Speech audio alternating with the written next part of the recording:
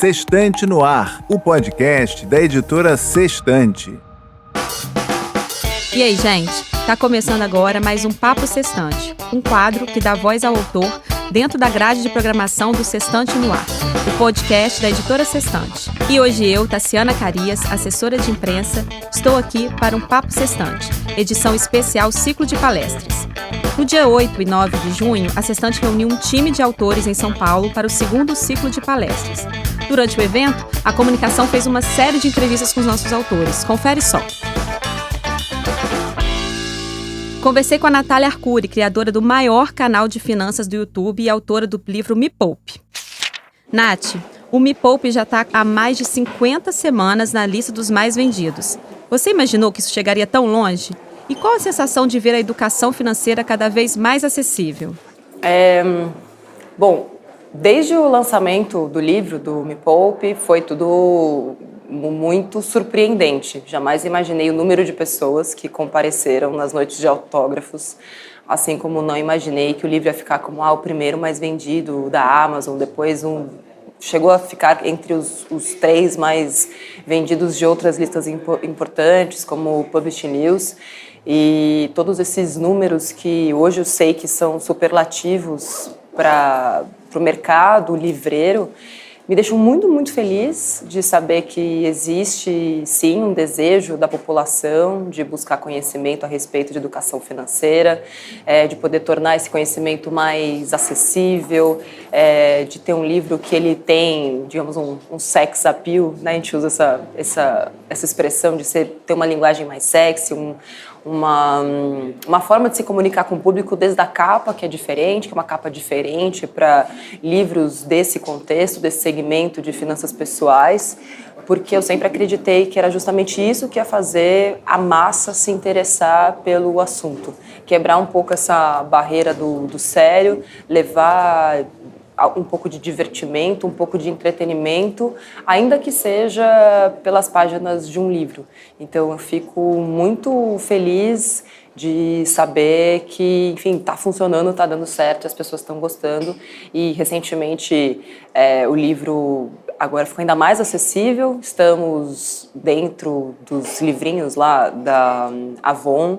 A gente passa pelas mãos de pelo menos 1 milhão de mulheres todos os meses, e é muito importante saber que essa democratização do conhecimento da informação está acontecendo.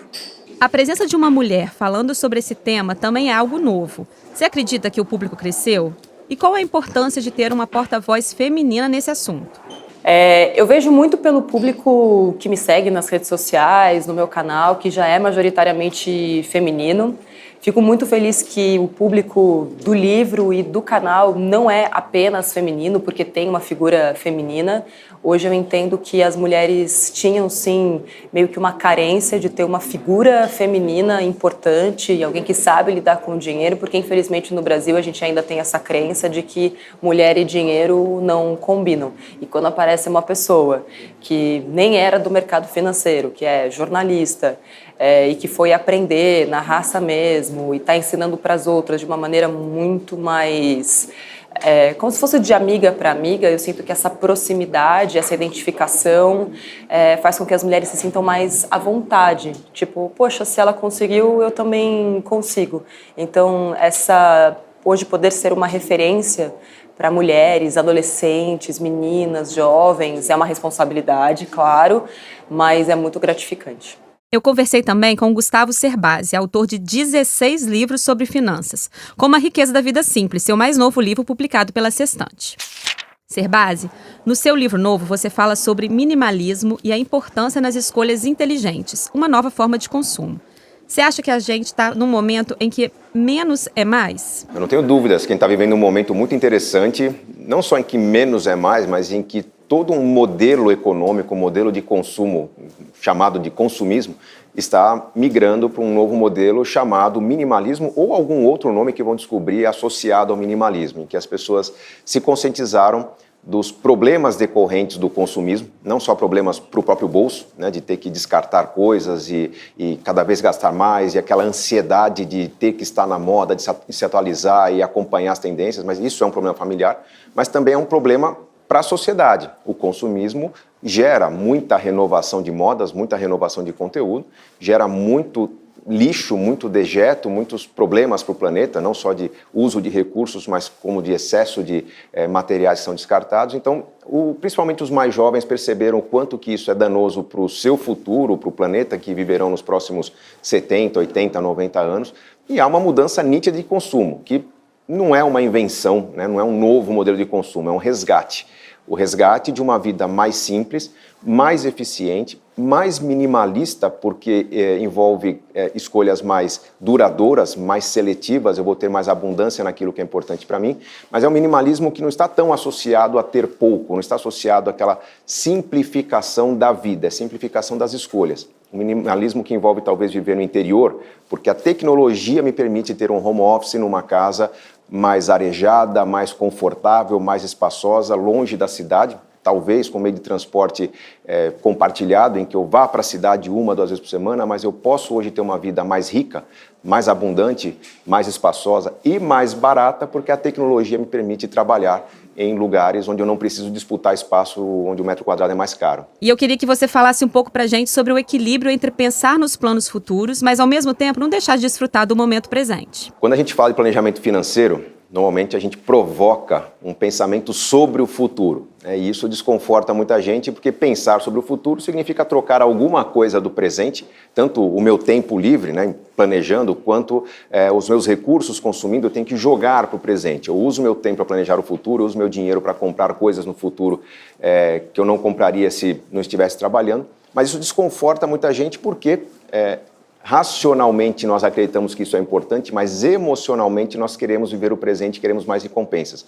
Então é preciso buscar um equilíbrio entre presente e futuro, que não é exatamente um equilíbrio de distribuir o dinheiro que eu ganho entre escolhas que eu vou comprar agora e escolhas que eu vou comprar amanhã, mas sim ter uma qualidade de vida presente que seja sustentável. Escolher um modelo de vida que seja um pouco mais leve, um pouco mais simples em termos de custo, que me permita ter mais experiências presentes, que me permita cuidar melhor do meu dia a dia, do meu lazer, meus cuidados pessoais, mesmo qualidade de vida, com algumas técnicas que envolvem investimento, mas técnicas que não são para ter amanhã aquilo do qual eu abro mão hoje, mas sim para garantir amanhã a sustentação das escolhas presentes. Eu tenho que viver com mais qualidade hoje e tomar cuidados para não perder esse bem viver no dia de amanhã. Então, esse equilíbrio tem a ver com fazer do meu presente o modelo do futuro que eu quero ter. É bem diferente dessa lógica em que as pessoas estão se sacrificando muito para talvez ter uma aposentadoria mais leve, isso se nós vivermos até a aposentadoria, porque nessa loucura que a gente vive, talvez a gente não chegue lá, ou se chegar, vai chegar sem qualidade, e o nosso cérebro é muito inteligente, ele percebe isso, ele vai nos trair, imprevistos vão acontecer se a gente não equilibrar. É muito importante cuidar bem do presente, viver com mais qualidade de vida. Desde que você começou sua trajetória falando como consultor financeiro, sobre educação financeira, o que você acha que mudou na visão das pessoas? Diga em relação à entrada das novas tecnologias, as facilidades de investimento. O que você acha que mudou, por exemplo, de 10 anos para agora? Bom, desde que eu comecei a escrever o meu primeiro livro, foi em 2002, ele foi lançado em 2003, então desde Dinheiro, o Segredo de Quem Tem, havia toda uma preocupação, até uma tristeza minha, né, de não haver educação financeira no Brasil, não haver educação financeira nas escolas, não se debater um assunto que era crucial para que os brasileiros vivessem melhor, vivessem bem, porque nós vivemos numa economia que traz muitas oportunidades, é um país em transformação, uma economia em crescimento, um país que ainda tem juros elevados, o que permite para aquele que começa a poupar acelerar um pouco o seu ganho no começo de um planejamento. Aquilo que não existia hoje é abundante. A gente está vivendo no Brasil praticamente uma moda da educação financeira em decorrência de muitos profissionais que se mobilizaram para escrever livros, fazer conteúdos, ter seu canal na internet, no YouTube, discutir realmente o assunto e com isso, com mais qualidade na informação, as pessoas foram atrás de soluções melhores, provocaram uma competição no mercado financeiro, as grandes empresas de investimento cuidaram de capilarizar as oportunidades, fazê-las chegar até mais pessoas, até órgãos de governo, o Tesouro Nacional, preocupado com a competição, tem mudado regras de funcionamento do Tesouro Direto para que possa se manter competitivo com os bancos de investimento. Com isso, a gente vive um momento muito interessante, muito rico na educação financeira, em que não falta informação, não falta especialista para os diferentes níveis de necessidade dos brasileiros, não faltam serviços financeiros de qualidade, O que falta, talvez, é a prática dessa educação, o que eu chamo de inteligência financeira. Então, quanto mais você se envolver, quanto mais curioso você for em buscar soluções, mais cartilhas, opiniões, vídeos, recomendações você vai encontrar. Por isso eu chamo esse momento de uma moda de educação financeira. E moda tem o lado bom e o lado ruim. A gente tem que filtrar quem que é o bom profissional, quem que é o profissional ruim. Mas, para quem souber filtrar, haverá boas soluções e em breve, muito em breve, nós temos educação financeira ou inteligência financeira sendo uma prática na vida das pessoas. Como se tornou a alimentação saudável, como se tornaram os exercícios regulares. Eu acho que estamos vivendo um momento de inflexão na história do dinheiro da família brasileira. Isso é muito rico, isso vai ser muito bom para a sociedade. Para continuar no tema finanças, bati um papo com Braulio Bessa, autor de Poesia que Transforma. É isso mesmo, poesia e dinheiro juntos.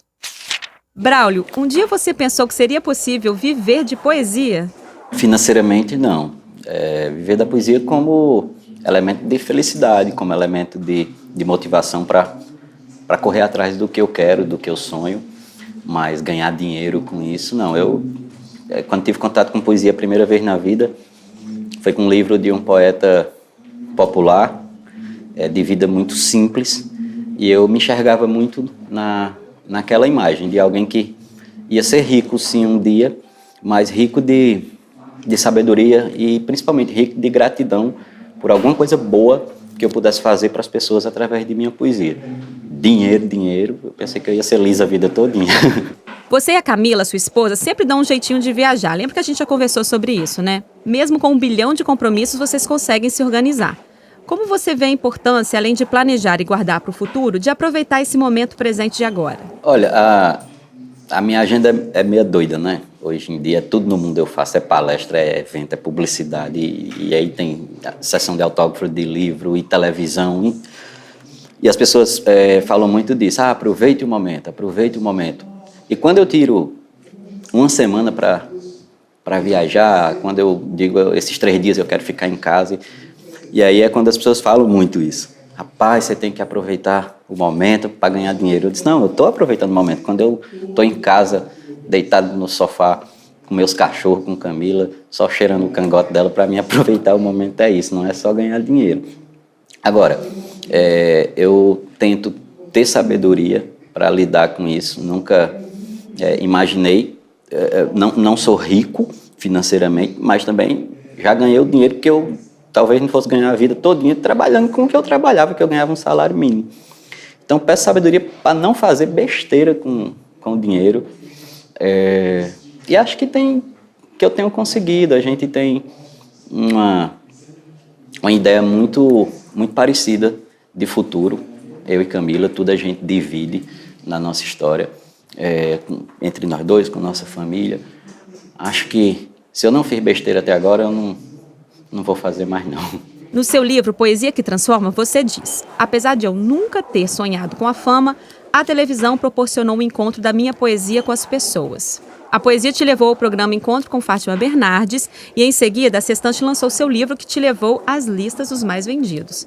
E o que o livro levou para as pessoas? O livro levou um pedaço muito, muito grande de mim, um pedaço muito bonito da minha verdade, da minha essência, da minha alma. Eu sempre falei isso, que tudo que aconteceu na minha vida nessa trajetória aí, desde quando eu comecei a escrever, o que é visível para as pessoas, que parece muito grande, tá na televisão, tá na maior emissora de TV do país, ter milhões de seguidores nas redes sociais e ter um carro bom, morar numa casa boa, esse tipo de coisa. Tudo isso é só consequência de um sonho que para mim sempre foi muito maior, que era lançar um livro.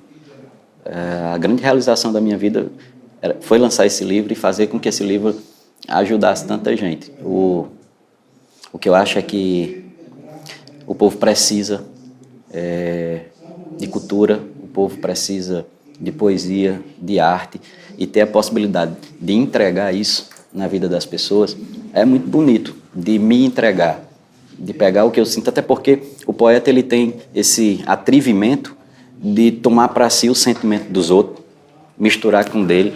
Então, nada mais justo do que devolver esse sentimento para o povo.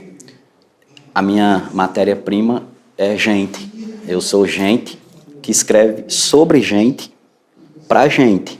Então, o livro entrega isso, entrega um pedaço de mim que talvez seja uma forma de me eternizar. Eu sempre disse que, apesar de ter aí televisão, internet, eu sou meio matuto com essas coisas. Eu digo, sei lá, se não acontece um negócio aí, bate um raio, cai um meteoro e tudo isso some, mas um livro que está lá guardado na gaveta de alguém não vai sumir, não. A Mari Del Priore, autora de As Vidas de José Bonifácio, conversou comigo sobre história e como ela tem se tornado cada vez mais acessível. Mari, esse é o 2º ano que estamos fazendo o ciclo de palestra da Sextante. E uma das sessões que você participou foi com o Eduardo Bueno, o Peninha, falando sobre história. E é muito bacana poder ver a história de uma forma muito mais acessível, né? Gostaria que você falasse um pouquinho da importância disso para as próximas gerações. Bom, eu queria começar lembrando que história não é só uma disciplina que a gente faz na faculdade, que a gente tem aulas, tem professores, lê livros obrigatórios. A história é uma paixão. A história é uma ligação com o passado, com as velhas pedras, com as velhas paisagens, com as histórias que os avós contavam. A história é tudo isso, quer dizer, é aquilo que está dentro da gente, dentro do nosso coração e que nos dá identidade. Então, a história ela é cada vez mais importante, não só para a gente conhecer melhor personagens ou fatos ou determinadas situações do nosso passado brasileiro, mas ela é importante porque ela nos ajuda a nos localizarmos dentro desse passado. Então, volto a dizer, a história não é só uma disciplina, ela não está sendo feita só na universidade. Hoje nós temos jornalistas altissimamente qualificados que fazem história, temos embaixadores aposentados que contam história, nós temos uma série de autores, inclusive de romances históricos que ajudam muito a compreender o passado, e a história é esse conjunto maravilhoso, uma viagem para a qual eu convido todo mundo. Você que está desde sempre em sala de aula, percebeu alguma mudança da participação dos jovens na nossa história? Digo, da geração de hoje com a geração, sei lá, de 15, 10 anos atrás. Cada vez mais, porque eu acho que hoje a historiografia, isso que nós estamos fazendo, que se chama de historiografia, ela se aproxima cada vez mais da realidade das pessoas. Qual é o interesse? É contar não só biografias, passagens do passado, mas é preciso contar também como é que as pessoas viviam no seu cotidiano, quais eram os seus dramas pessoais, quais eram as suas paixões, quais eram os seus medos, o que as moviam, o que as faziam tocar a vida a despeito de todas as dificuldades que o Brasil sempre teve. Então, a tentativa que está sendo feita hoje por vários autores de aproximar a história das pessoas, ela passa por aí, ela passa por essa identificação. A coisa mais interessante é a gente saber, por exemplo, que o Dom Pedro, quando acabava de comer, limpava a faca na boca, né? Quer dizer, alguma coisa que a boa educação não recomenda. Mas essa proximidade com alguns atos assim falhos do dia a dia torna esses grandes personagens muito próximos da gente e nos permite embarcar na história sem maiores cerimônias, sem teorias, né, sem grandes técnicas e simplesmente nos aproximando de gente como a gente. Você vê alguma repetição hoje em dia de algum grande personagem da história do Brasil? Que, diga-se de passagem, não é uma história tão antiga assim, né? Eu acho que a gente pode falar numa certa porosidade entre aquilo que aconteceu durante o período da independência, em que o José Bonifácio, que é o meu último biografado, esteve tão presente, e a situação de hoje, a começar pela violência na imprensa. Nós hoje não temos exatamente mais imprensa, mas nós temos, sobretudo, a internet, que é uma grande praça, onde insultos, ódios, amores são trocados diariamente com fartíssima munição. Ora, se formos olhar para trás, nós vamos ver que também, na época da independência, milhares de jornalecos, de papéis, que muitas vezes eram escondidos dentro do chapéu dos homens e distribuídos na rua, com as notícias mais infamantes, chamando o imperador de verme, de preguiçoso, né, de Pedro Malas Artes. Tudo isso circulava exatamente nessa briga política que a gente está vendo se repetir hoje. Um outro dado interessante é a da violência que hoje está muito presente na sociedade brasileira e que a gente já percebe naquele período. Por exemplo, o Zé Bonifácio, quando ele se agastava com os inimigos dele, na época que ele era ministro das Relações Exteriores, ele simplesmente mandava dar de pau nos seus inimigos. É óbvio que hoje o nosso ministro das Relações Exteriores não vai chegar a esse ponto, mas eu diria que a violência que perpassa o meio político hoje, nós já conhecemos, ela é velha de mais de 200 anos. Ainda na história, Eduardo Bueno, o Peninha, autor de Coleção Brasilis, falou um pouco sobre nossa história atual. Peninha, esse ano tá fácil saber o que cai no Enem e o que não cai no Enem? Olha, a gente não sabe o que vai cair no Enem, a gente não sabe nem se o Enem não vai cair, né? O Brasil está vivendo um momento que seria divertido se fosse anárquico, mas não, é apenas incompetente, né? Os descaminhos do Ministério da Educação são muito perturbadores. O Enem é muito importante, o Enem foi um avanço no Brasil. Quando eu fiz o quadro Não Vai Cair no Enem, era um deboche, mas agora a coisa está perdendo a graça, está virando sério demais. O Enem precisa continuar existindo, o Enem é um exame importante e o próprio governo responsável pelo Ministério da Educação e pelo Enem, parece que ele é que deveria cair, né? Aliás, quando é que será que vai cair? Se você pudesse escolher uma parte da história para reescrever, do jeito que você quisesse, qual seria? Olha, como eu sou jornalista, né, o jornalista está ligado diretamente aos fatos do dia. Então eu reescreveria de 2018 para cá, tudo. Você diria que o brasileiro consegue aprender com a própria história? Olha, se conseguisse, né, a gente não estaria vivendo o que vive. É um clichê que eu repito sempre no meu canal, nas coisas. O povo que não conhece a sua história está condenado a repeti-la, né? É um clichê, é um chavão, tá gasto, mas nem por isso é menos verdadeiro. E no caso do Brasil é exatamente esse, né? O Brasil avança um passo, recua dois. Tem sido assim em 500 anos, né? E isso é fruto do quê? Da nossa desinformação e, acima de tudo, do quão pouco nós exercemos cidadania, né? Só exerce cidadania um povo que conhece a sua história e, portanto, carrega as rédeas da história nas suas mãos. Infelizmente, não é o caso do brasileiro como um todo, como um povo. Qual é a importância de deixar a história mais acessível para todos e não com aquela coisa cult, inassensível que eu não consigo compreender? Então, a maior parte de nós se relaciona com a história naquele tempo que está no colégio, né? Como se a história fosse apenas uma disciplina trancada dentro da sala de aula. E o pior é que uma disciplina vinculada a nomes e datas e nomes, e aquela coisa que tu tá ali, tem 12, 13, 14 anos de idade, hormônios em ebulição e um professor contando para ti uma história chata, né? Era assim no meu tempo e incrivelmente ainda não mudou tanto assim, né? Então, você popularizar a história, você atrair as pessoas para a história, provando que a história é aquilo que eles vivem, que eles fazem e que explica de onde viemos e para onde vamos, né? Torna as coisas muito mais fáceis. Todos os países que controlam a sua própria trajetória conhecem a sua história, né? E o Brasil conhece muito pouco a sua história. Cada vez tem conhecido mais, pelo menos isso. Com a autora de Fazendo as Pazes com o Corpo, a Dayana Garbim, conversei sobre a aceitação do corpo. Dayana, a gente tem visto muitas campanhas em prol da aceitação do corpo. Marcas falando sobre o corpo e a mulher aceitar quem ela é. É um movimento que a gente tem visto cada vez mais.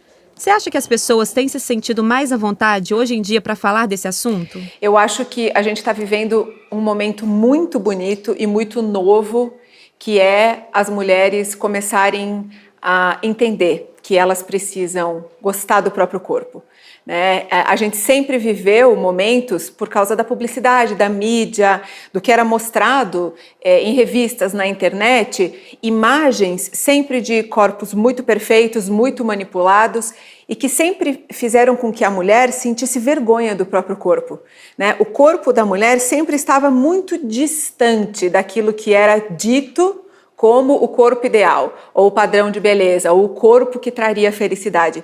E acho que pela primeira vez a gente está vivendo um movimento em que a mulher pode entender que o corpo dela é o ideal, e que ela não precisa ter um corpo que ela entenda como lindo e perfeito para então passar a ser feliz no próprio corpo, né? E eu acredito que isso tem tudo a ver com aprender a ser feliz com quem a gente é.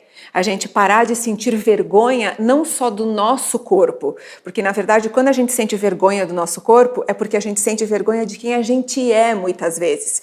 E essa dor fica escondida no ódio ao corpo. Então você acha que você odeia o seu corpo, você rejeita o seu corpo. Mas a questão é mais profunda do que isso. Muitas vezes existe uma autodepreciação, uma autorrejeição, né?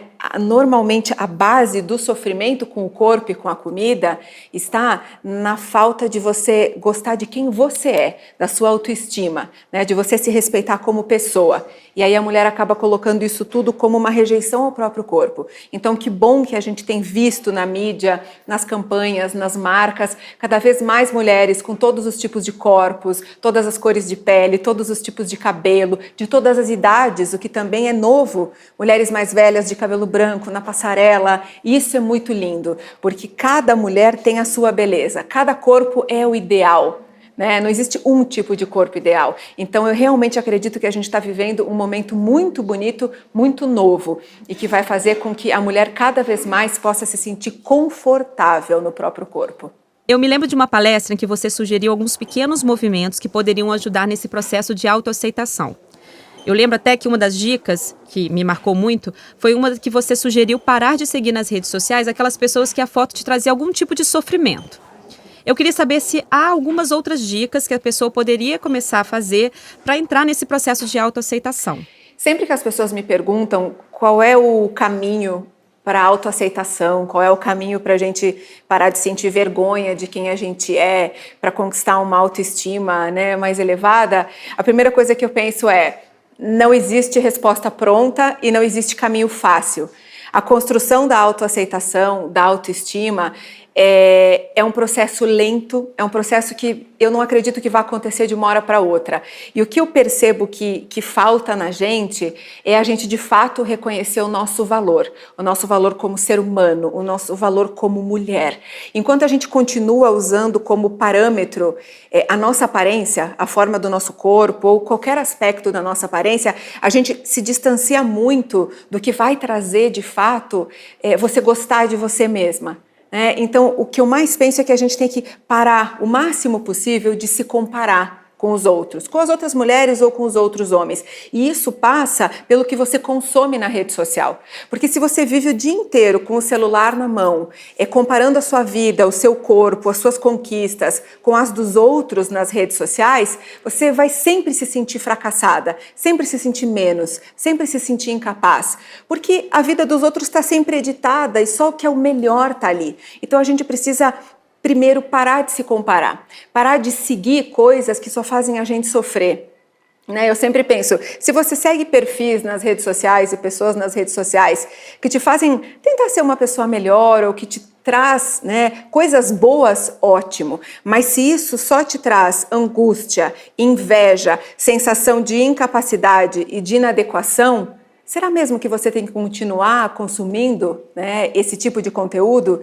Então eu acho que a gente precisa, na verdade, com a internet, com a modernidade, com tudo isso, a gente acabou se desconectando cada vez mais de nós mesmas. Eu realmente acredito que o caminho tem que ser outro. A gente precisa se reconectar com nós mesmas, voltar para dentro, voltar a entender os nossos sentimentos, porque eu brinco que nós somos praticamente analfabetos emocionais. A gente não sabe o que a gente sente, a gente confunde sentimentos, a gente não entende direito o que nós estamos sentindo. Por que você sente vergonha de você? Por que você sente vergonha do seu corpo? A gente precisa olhar para dentro e entender o que está se passando aqui dentro. E eu realmente acredito que um dos caminhos para isso está na meditação. Está na gente guardar alguns minutinhos por dia para se cuidar. O autocuidado, o autorrespeito e a autocompaixão, eu acredito que são os caminhos para a gente parar de ter vergonha de quem a gente é e começar o caminho da autoaceitação. Quando a gente fala sobre autoaceitação, logo vem o universo feminino, né? Mas a gente esquece que também tem um lado masculino, que também tem as suas questões. E a pergunta é exatamente essa. Pensando nos homens, as questões em relação à autoaceitação são as mesmas das mulheres? A gente tem uma ideia de que é sempre a mulher que tem dificuldade de autoaceitação, a mulher que vive em guerra com o corpo, ou só a mulher que sente vergonha de algumas coisas e se sente insegura. E eu fico muito surpresa com a quantidade de mensagens que eu recebo dos homens, que também se sentem inseguros, também se sentem fracassados, muitas vezes também têm vergonha da aparência, porque a gente está vivendo um momento histórico de muita pressão. É pressão para que você seja absolutamente bem-sucedido, que você ganhe o máximo de dinheiro possível, que você seja o melhor profissionalmente e pessoalmente, a pressão das redes sociais, a pressão da família.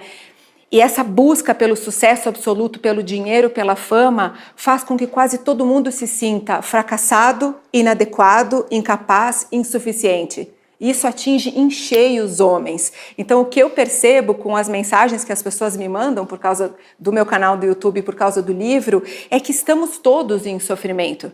Estamos ansiosos, depressivos, tomando remédio para dormir. Muitas vezes as pessoas precisam usar drogas ou álcool, porque não conseguem simplesmente aguentar a pressão do dia a dia. Então, eu acho que a gente precisa parar e se cuidar, porque estamos adoecendo e não estamos percebendo, e isso é muito mais sério do que a gente pensa. Homens e mulheres, e infelizmente os jovens e crianças cada vez mais cedo estão indo para esse caminho da ansiedade, da depressão e do adoecimento. Então a gente precisa se cuidar. Rosana Herman, autora de Celular Docilar, falou um pouquinho com a gente sobre como nos tornamos reféns da tecnologia e como fazer um tão sonhado detox digital. Rosana, logo depois do seu lançamento, a gente percebeu um movimento muito grande dos aplicativos. Inclusive a Apple, mais fortemente, dando um diagnóstico diário de quanto tempo os usuários ficam no celular. Você acha que isso levou as pessoas a refletirem mais sobre o detox digital? O primeiro passo é sempre a tomada de consciência, quando você percebe que você está usando um pouquinho além da conta, ou muito além da conta. E antes as pessoas só ouviam relatos, assim, o pai, a mãe, o vizinho, o namorado, dizendo que a pessoa estava o tempo inteiro grudada naquela tela. Só que agora a gente tem maneiras de medir isso também. Até no próprio sistema operacional do iOS, da Apple, vem lá quanto tempo você passou em cada aplicativo.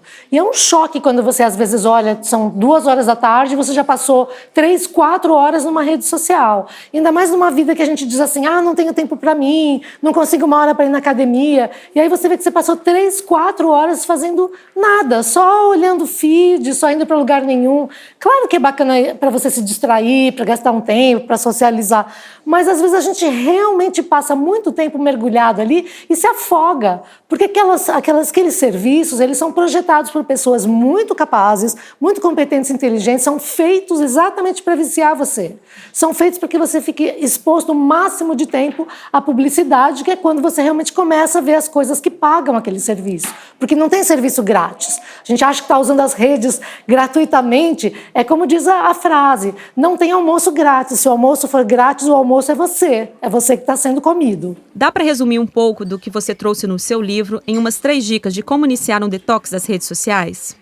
Isso, para fazer um detox assim, de rede social, a primeira coisa é você ter consciência do quanto você está usando. Não precisa contar para ninguém, é de você para você mesmo. Você coloca uma meta, fala, olha, estou usando 4 horas por dia, vou tentar reduzir para 2. Você tem que colocar uma meta para si mesmo. Ou a cada hora eu só vou usar 3, 4 vezes e vou guardar. Você tem que estabelecer alguma meta, baby steps, sabe assim, metas pequenininhas para você conseguir fazer o detox. E algumas coisas que ajudam. Primeira é desligar todas as notificações. Porque a gente não precisa saber que a prima trocou de avatar no Facebook, sabe? Você recebe lá, notificação, deixa eu ver o que foi. Maria trocou o avatar. Nossa, que importante, sabe assim, mudou a minha vida. Então as notificações, em sua grande, na maioria, assim, servem para nada. A menos que você esteja realmente esperando alguma coisa de alguém, você deixa só aquela pessoa ativa, o resto você desliga. Então isso é o primeiro passo. O segundo é você criar barreiras físicas para você mesma. Não deixa o celular na mão, ao alcance da mão. Vai fazer uma coisa, vai fazer uma leitura, vai trabalhar, coloca o celular na bolsa, fecha a bolsa, põe a bolsa no armário, deixa ele longe. É meio que nem tratar chocolate quando você não quer atacar açúcar. É a mesma coisa, o princípio é o mesmo, é um sistema de recompensação. Essa recompensa, seja chocolate ou like, é a mesma coisa para o seu cérebro. Então, deixe o celular longe de você para criar uma barreira física, pelo menos a preguiça conta a favor em algum momento para você. Como você acha que esse detox digital pode nos ajudar a diminuir a relação intensa com o celular e contribuir para um melhor conhecimento de nós mesmos? É um processo sempre doloroso você ter esse encontro com você mesma e saber que tem um vazio dentro de você, que tem um buraco que você está tentando preencher, que você quer ser amado desesperadamente, que você quer fazer sucesso desesperadamente, que você quer ser igual a não sei quem. É duro esse momento em que você fala, puxa vida, olha como é que eu estou agindo, assim, eu estou tão desesperada, o que eu quero de verdade, o que eu quero provar, por que eu quero sempre aparecer bonita ou perfeita, tiro 70 fotos até escolher uma, quer dizer, o que eu tanto devo para o mundo, o que eu prometi para o mundo, para ter que cumprir tanta tarefa, quer dizer, até o meu lazer virou uma obrigação de estar bonita, obrigação de ser perfeita, obrigação de não errar.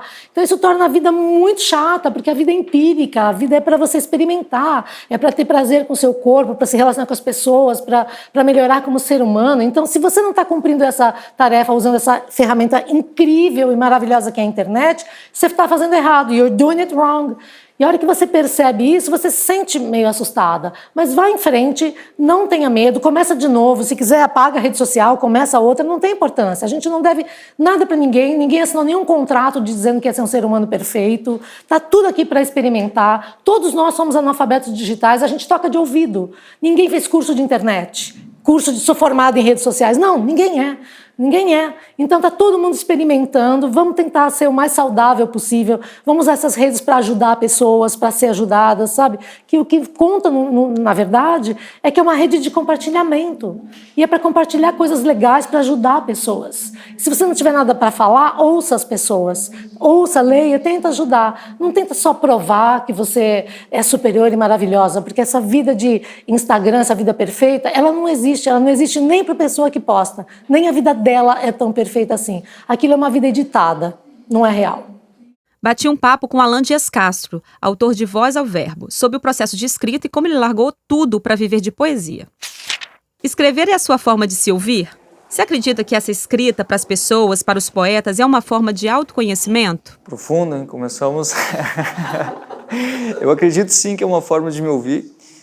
E o mais engraçado que quando eu me escuto, e quanto mais pessoal que eu falo, essa maneira de usar a poesia para passar alguma mensagem, que não necessariamente é uma obrigação, mas acaba sendo uma consequência, quanto mais pessoal, quanto mais eu me ouço, mais as pessoas acabam escutando também. Então, é um reflexo desse momento em que eu resolvo me escutar e até, literalmente, no meu caso, dar voz ao que eu sinto, não só me ouvir, dar voz a isso, acaba refletindo, quanto mais pessoal, mais as pessoas se identificam. Você largou tudo para viver de poesia, né? Houve um planejamento para isso ou você foi e as coisas foram acontecendo? Como foi essa transição? O primeiro passo foi dado no impulso mesmo. Aquela coisa, eu passei muitos anos planejando e nunca era a hora certa. Sabe aquela coisa, não é o momento, eu não estou pronto. E aí eu percebi que o tal do sonho ia ficar dormindo na gaveta e eu resolvi vir para o Rio, também sem nada certo. E quando eu falo que eu larguei tudo, é quase que literal, eu larguei emprego. Não dá para dizer que larguei minha família e meus amigos, mas deixei lá. A minha namorada também ficou lá nessa dúvida se vinha junto ou não vinha num primeiro momento. Então eu tinha essa missão de dar vazão a esse sonho mesmo. Foi o que me fez acreditar no potencial do sonho para poder viver disso e depois, a partir daí, desse primeiro passo dado, poder voltar atrás e minha namorada veio, hoje em dia mora comigo, enfim. Mas essa questão de acreditar no sonho, sem dúvida, foi o que motivou toda a história de correr atrás. Você tem um público muito forte nas redes sociais e, ao mesmo tempo, também nos seus lançamentos, as lojas, todas muito lotadas. Você sentiu alguma diferença do público de antes para o de agora? Como foi essa transição do YouTube para o livro? Sinceramente, eu fiquei até um pouco com medo, porque eu só tinha um contato, até então, o contato online, né? Aquela coisa. Tem até o poema que eu falo que, lado a lado, a gente percebe a diferença entre estar online e estar conectado. Então, para mim, foi, sinceramente, uma surpresa positiva essa galera, essa quase multidão que a gente arrastou para as livrarias ali, porque esse contato físico eu tinha muito pouco nas ruas, é uma coisa que está acontecendo, está começando agora para mim, assim. Só que na livraria foi aquela coisa que consolidou mesmo que essa troca é real, né? Então, para mim, foi missão cumprida, assim, tanto na parte online, essa transição está sendo feita da melhor maneira possível. O livro físico também, eu acho que meio que coroou essa trajetória online, que era o que eu dizia, por mais que não acabe agora os vídeos, eu sigo fazendo poesia porque é o que eu faço, mas a gente precisa pontuar comemorando com o livro. Então a gente tornou físico essa trajetória e as pessoas corresponderam àquela minha pergunta que eu sempre faço, vamos juntos? Então eu tive a resposta positiva ali na realidade, que me deixou muito feliz. Conversei também com a autora de A Morte é um Dia que Vale a Pena Viver, a Ana Cláudia Quintana Arantes, sobre a importância dos cuidados paliativos. Ana, até pouco tempo a gente pouco ouvia falar da medicina paliativa, de cuidados paliativos. Agora, com a chegada do livro, você tem feito muitas entrevistas e para os veículos mais pops, né? Como o canal da Jujute. E o tema vai virar até assunto de novela. Você acha que esses movimentos podem contribuir para que ele deixe de ser um tratamento que, entre aspas, né, ninguém conhece exatamente e passe desse tabu do que é a morte hoje em dia? Eu espero que sim, porque quando a gente começa a falar sobre esse assunto, a gente começa a entrar em contato com espaços de resposta, porque se você nunca fez a pergunta, você nunca vai se abrir a possibilidade de entender o que significa isso. E quando você começa a falar sobre a morte, você começa a falar sobre a doença, os cuidados paliativos, você se aproxima de uma realidade que ninguém quer se aproximar, mas você chega perto dela num estado de segurança, porque você não está doente. E você conversando sobre isso, no momento em que você encontra alguém doente, você já não tem aquela sensação de luta ou fuga, que não pode nem chegar perto da pessoa que está doente, não pode falar nada com ela, porque a gente acaba entendendo que todos nós, nessa nossa humanidade, tem um momento que a gente se sente muito só, que é nessa fragilidade, nessa vulnerabilidade. E quando você conversa sobre isso, antes de chegar nessa etapa, quando chegar, você já sabe como você vai viver. Ou pelo menos você tem menos medo de como você vai viver. E qual a importância da fé, tanto para a família como para a pessoa que está passando por esse momento? Eu penso que a fé é de um conteúdo muito poderoso quando ela diz respeito à entrega. Quando você sabe que o caminho que você está pisando é o que tem que estar debaixo dos seus pés.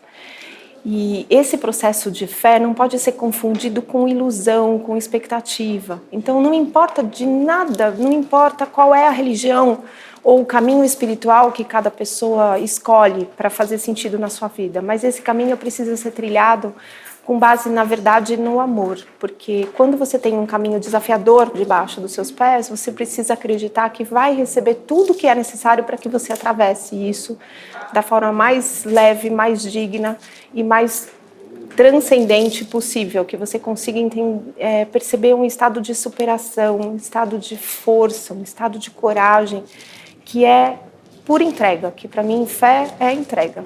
Em seu livro, o que mais me marcou foi quando você fala dos 4 grandes arrependimentos e aprendizados para quem fica.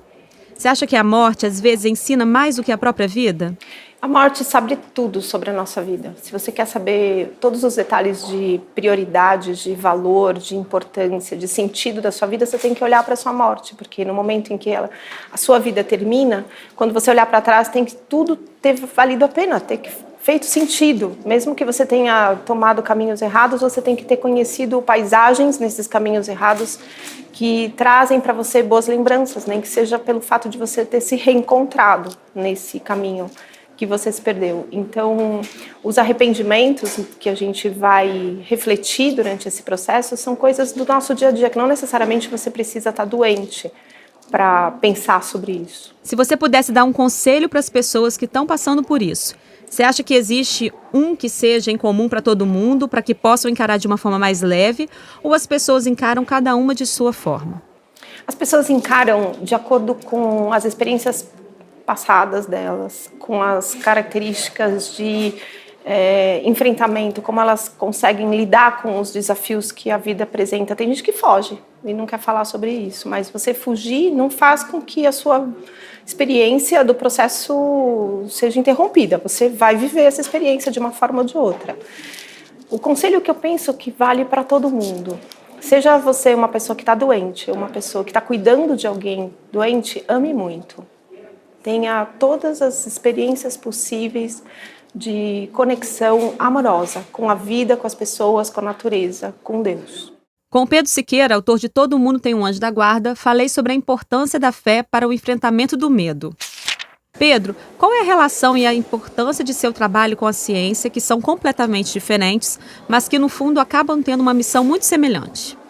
Há quem diga que no futuro ciência e religião vão se encontrar. No momento eles estão muito separados, por uma razão muito simples. A ciência quer a prova dos fatos e justamente a religião é baseada na fé, onde não há prova, que a fé justamente crê naquilo que não se vê, que não se pode tocar, que não é tangenciável.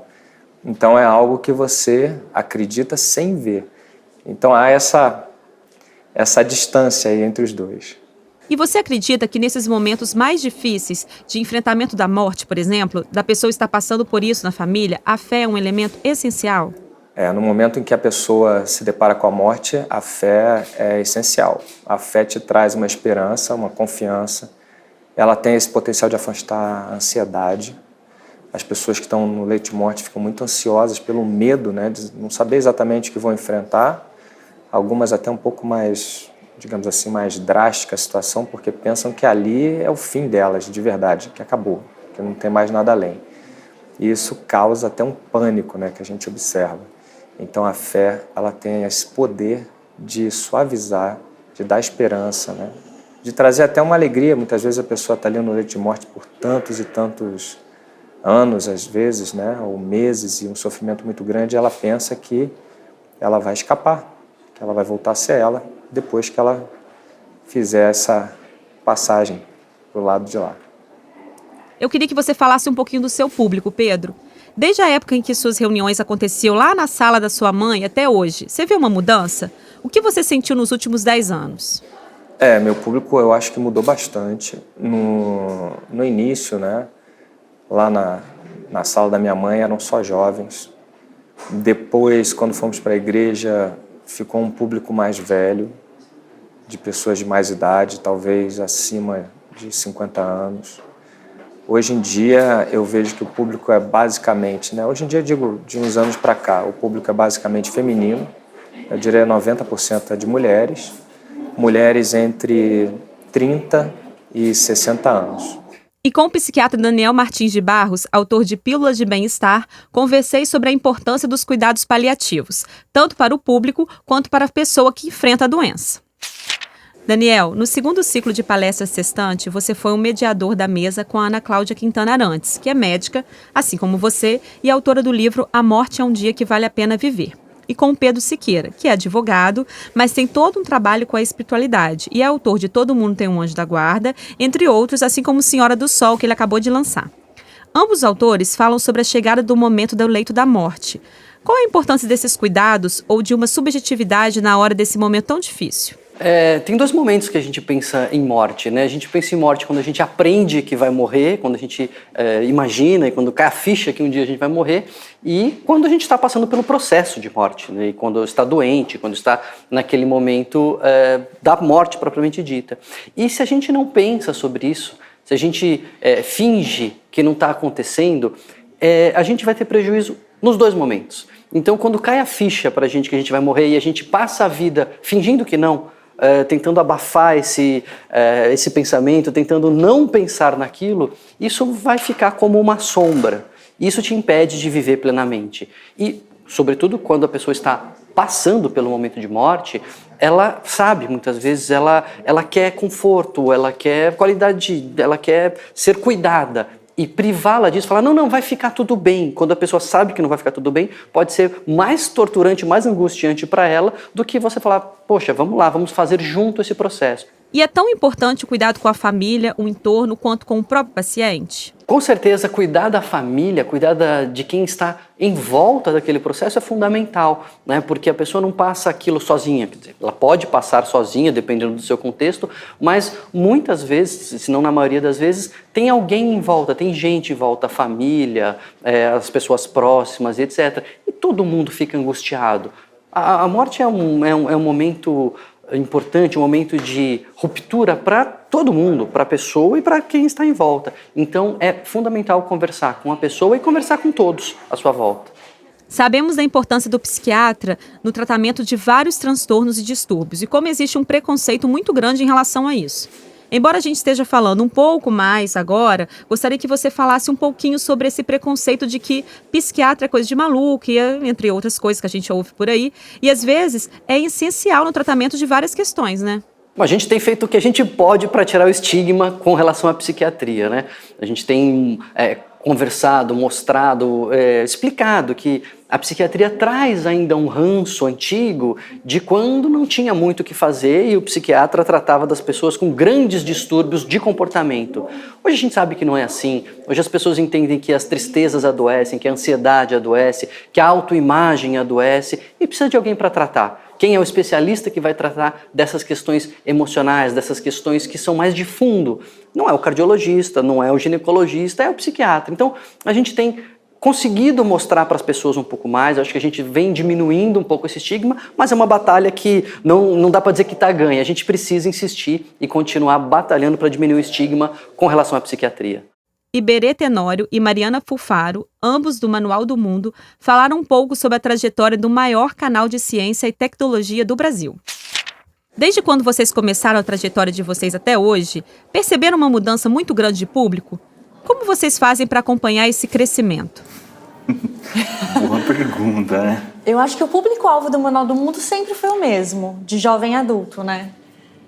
O que acontece, e o que eu acho que por isso a gente tem a falsa impressão de que o público-alvo do Manual do Mundo é criança, é que as crianças são mais ativas nas redes sociais. A gente sempre pensou que a gente está fazendo vídeo para a família toda. Então, é muito comum a gente encontrar com um adulto que fala que o pai é fã do Manual do Mundo, aí o avô assiste com o neto. Então, a gente tem percebido que o público do Manual do Mundo, a gente conseguiu chamar a atenção da família toda.